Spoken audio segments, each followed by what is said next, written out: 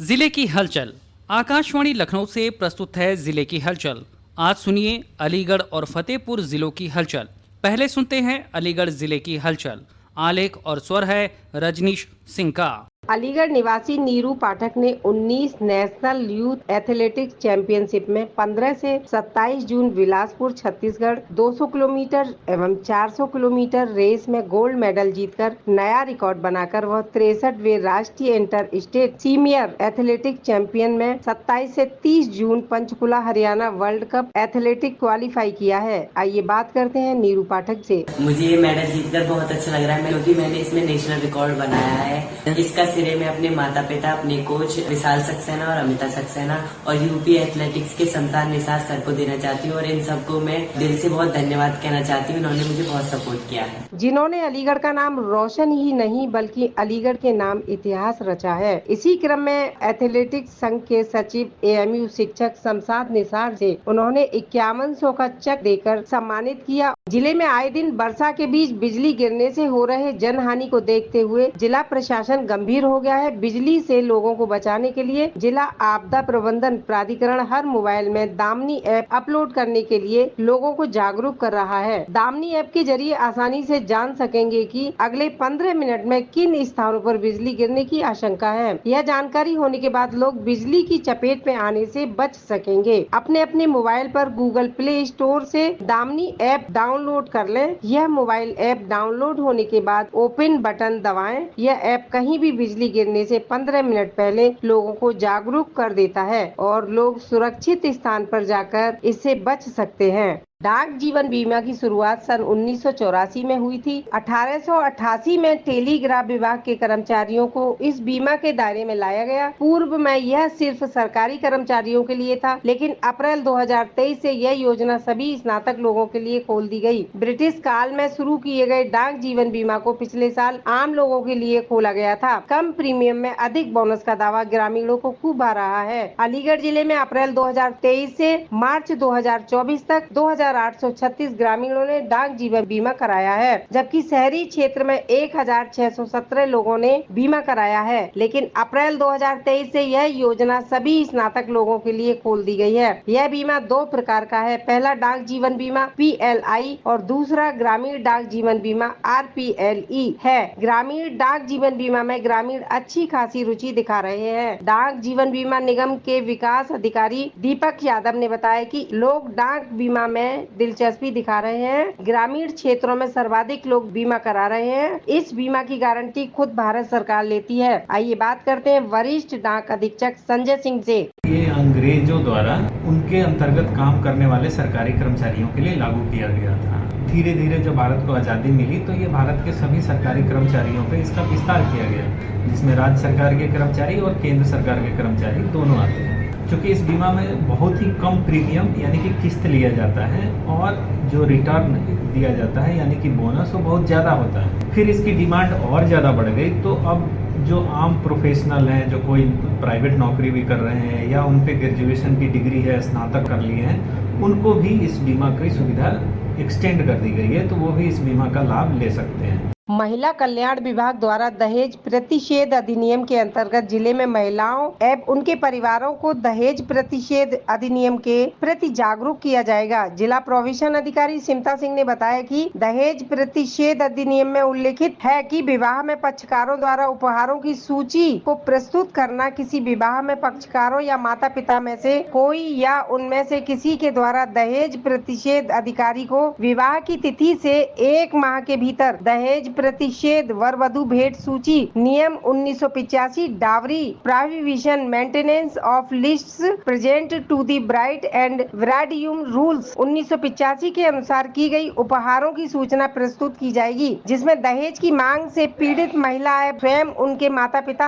अन्य कोई रिश्तेदार या स्वयं सेवी संस्था जिला प्रोविशन कार्यालय कलेक्ट्रेट में शिकायत दर्ज करा सकता है। उन्होंने बताया कि दहेज लेना या देना, दहेज के लिए उकसाना भी अपराध है, जिसके लिए लिए 5 साल तक की कैद अथवा 15,000 रुपए या दहेज की रकम जो भी अधिक हो जुर्माने का प्रावधान है। उन्होंने बताया कि प्रत्यक्ष या परोक्ष रूप से दहेज की मांग पर 6 माह से 2 साल तक की जेल है और 10,000 रुपए का जुर्माने का प्राविधान है। जनमानस को जागरूक किए जाने के लिए मैरिज हॉल व गेस्ट हाउस में जिला प्रोविशन अधिकारी या जिला दहेज प्रतिषेध अधिकारी का नाम, पदनाम व मोबाइल नंबर अंकित किया जाएगा।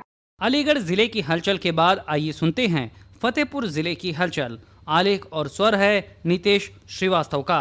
फतेहपुर जिले में स्वास्थ्य सुविधाओं का जायजा लेने के लिए यूपी के डिप्टी सीएम और स्वास्थ्य मंत्री ब्रजेश पाठक ने जिला अस्पताल पहुंचकर औचक निरीक्षण किया। डिप्टी सीएम ने सभी वार्डों को निरीक्षण करते हुए मरीज और उनके तीमारदारों से बातचीत की। बातचीत के दौरान मिली शिकायत पर डीएम को जांच कर तत्काल कार्रवाई करने के निर्देश भी दिए। वहीं जिला अस्पताल में फैली गंदगी देखकर भड़के स्वास्थ्य मंत्री ने साफ सफाई करने वाले प्राइवेट एजेंसी का 1 दिन का पारिश्रमिक बिल काटने के निर्देश दिए हैं। साथ ही दवा काउंटर में मरीजों की लंबी लाइन देख सीएमएस को एक काउंटर अलग से बढ़ाने के निर्देश दिया है। डिप्टी सीएम ब्रजेश पाठक ने जिला अस्पताल का औचक निरीक्षण कर मरीजों व उनके परिजनों से भी बात की है और चिकित्सकों को समय से बैठने के निर्देश दिए हैं। मरीजों के साथ जो भी दिक्कत है उनको दूर किया जाए। श्री पाठक ने कहा कि दवाइयां बाजार से बिल्कुल ना लिखी जाए। उन्होंने सीएमएस को निर्देश दिया कि पंखे की और कूलर की संख्या बढ़ाकर पूरी व्यवस्था ठीक की जाए। काउंटर बढ़ाए जाए और मरीजों को कोई असुविधा न हो। दवाइयां पूरी पर्याप्त मात्रा में उपलब्ध है, कोई दवाई बाजार से नहीं लिखी, ये सुनिश्चित करने के निर्देश दिए हैं और सभी चिकित्सक समय के साथ बैठे। विशेष रूप से सफाई के मामले में अभी 10 बजे तक पूरी सफाई नहीं हो पाई जाए और मरीजों के साथ जो भी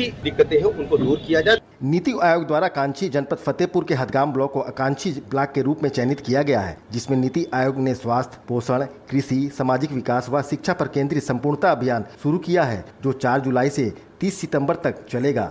जनपद फतेहपुर में संपूर्णता अभियान कार्यक्रम का शुभारंभ जिलाधिकारी सी इंदुमती व मुख्य विकास अधिकारी पवन कुमार मीणा ने दीप प्रज्वलित कर व फीता काटकर किया। कार्यक्रम स्थल में विभिन्न विभागों द्वारा लगाए गए स्टॉलों का अवलोकन भी किया। मुख्य विकास अधिकारी पवन कुमार मीणा ने बताया कि माननीय प्रधानमंत्री जी के नेतृत्व में नीति आयोग द्वारा संपूर्णता अभियान का जनपद में शुभारंभ किया गया है। इस जनपद स्तरीय कार्यक्रम में नीति आयोग के 6 इंडिकेटर से संबंधित विभागों शिक्षा, स्वास्थ्य, कृषि व ICDC विभाग के ग्राउंड लेवल वर्कर्स को बुलाकर मोटिवेट किया गया और आगामी 3 माह में रणनीति बनाकर 6 इंडिकेटर के लक्ष्य को पूरा करने का प्रयास किया जाएगा और जो हमारा जनपद आकांक्षी है उसे प्रथम स्तर पर संतृप्त करते हुए आगे ले जाने की ओर एक महत्वपूर्ण कदम उठाएंगे। आकांक्षी ब्लॉक हदगाम में भी संपूर्णता अभियान के तहत आयोजित कार्यक्रम में जितना संपूर्णता उत्सव है, बच्चों की प्रतियोगिताएं हैं, उन सभी पर कार्य किया जा रहा है। फतेहपुर जिले में अधिक से अधिक पात्र लाभार्थियों को सरकारी योजनाओं से जोड़ा जा सके, इसके लिए पंचायती राज विभाग द्वारा महिला ग्राम प्रधानों का शासकीय योजनाओं के संबंध में 1 दिवसीय संवेदीकरण, सशक्तिकरण और क्षमता वर्धन की एक कार्यशाला प्रेक्षागृह में आयोजित हुई। इसके माध्यम से जिले की 355 महिला ग्राम प्रधानों को न सिर्फ गाँव की सूरत बदलने के लिए प्रशिक्षित किया जा रहा है, बल्कि उनके अधिकारों के प्रति भी उन्हें जागरूक किया गया। पंचायती राज विभाग, कृषि विभाग, महिला कल्याण, पिछड़ा वर्ग, दिव्यांग, बाल विकास, पुष्टाहार, स्वास्थ्य विभाग, समाज कल्याण, DRDA आदि विभाग के अधिकारियों ने प्रशिक्षण के जरिए संबंधित योजनाओं की जानकारी देते हुए महिला ग्राम प्रधानों को उनकी जिम्मेदारी का एहसास कराया। मुख्य विकास अधिकारी पवन कुमार मीणा ने बताया कि महिला ग्राम प्रधानों की क्षमता वर्धन के लिए एक कार्यशाला आयोजित की गई थी, जिसमें सरकार की सारी योजनाओं व ग्राम पंचायत में संपादित होने वाली कार्यों के बारे में प्रशिक्षित किया गया, जिसमें महिला ग्राम प्रधानों को यहाँ पे बुला के जितनी हमारी विभागीय स्कीम है या ग्राम पंचायत में जिस प्रकार के कार्य संपादित किए जाते हैं, इसके बारे में इन्हें लेकिन बेहतर क्रियान्वयन के लिए जरूरी है कि हम कैपेसिटी बिल्डिंग को समय समय पर अंतराल पर करते रहे। जिलाधिकारी महोदया के निर्देशन में यह एक वर्कशॉप आयोजित की गई है, जहाँ समस्त हमारे जनपद स्तरीय अधिकारियों को यहाँ बुलाया गया था। फतेहपुर जिले के शहर स्थित सिविल लाइन के रहने वाले 10वीं की 14 वर्षीय सौर द्विवेदी ने कुछ ऐसे कारनामे किए हैं जिसकी वजह से शहर से लेकर गांव तक चर्चा का विषय बना हुआ है। सौर ने नया आविष्कार करते हुए कबाड़ की सामग्री का उपयोग कर मात्र 40,000 रुपए में इलेक्ट्रिक बाइक तैयार किया है, जो एक चार्जिंग में 80 किलोमीटर तक जाती है और पर्यावरण को किसी प्रकार का नुकसान नहीं है। इस ई-बाइक में back gear, anti theft alarm, music system, mobile charging समेत बाइक से सारे फीचर आकर्षक हैं। इससे पहले भी इस नन्हे विज्ञानी ने अपनी रेंजर साइकिल को 3000 में ई-साइकिल बनाया था, जो एक चार्जिंग में 20 किलोमीटर तक जाती है। इसके अलावा कोरोना काल में ऑटोमेटिक हैंड सैनिटाइजर, कबाड़ से मिनी कूलर, CFC गैस रहित मिनी फ्रिज बना चुके हैं। सबसे बड़ी बात है कि सौर हृदय रोग का मरीज है, जिसका बचपन से इलाज भी चल रहा है। यही कारण है कि इस विज्ञानी को 8 माह बनाने में लग गए हैं। भविष्य में इंजीनियर बनकर देश के लिए कई आविष्कार करना चाहते हैं, जो बहुत कम कीमत में तैयार हो। ये था आकाशवाणी आकाशवाणी लखनऊ के क्षेत्रीय समाचार एकांश द्वारा प्रस्तुत जिले की हलचल का आज का अंक।